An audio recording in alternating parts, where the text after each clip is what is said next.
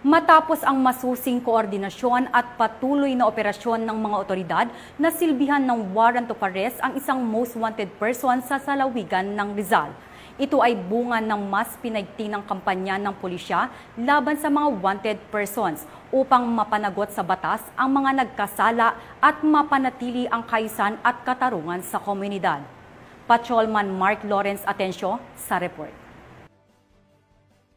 Isang provincial level most wanted person sa isinagawang operasyon ng Rodriguez Municipal Police Station sa loob ng BJMP NCR, Cambagong Diwa, Lower Bicutan, Taguig. Kinilala ang akusado na si alias Manjet na kasalukuyan nakakulong sa nasabing piitan. Siya ay inaresto sa bisa ng warrant of arrest para sa kasong robbery na inalabas ng Regional Trial Court Branch 77 sa Mateo, Rizal na mayroong nirekomendang piyansa. Ang Rizal Police Provincial Office ay hindi titigil sa pagsasagawa ng operasyon laban sa mga taong mayroong pagkakasala sa batas upang mapanatili ang kaayusan at ligtas na komunidad.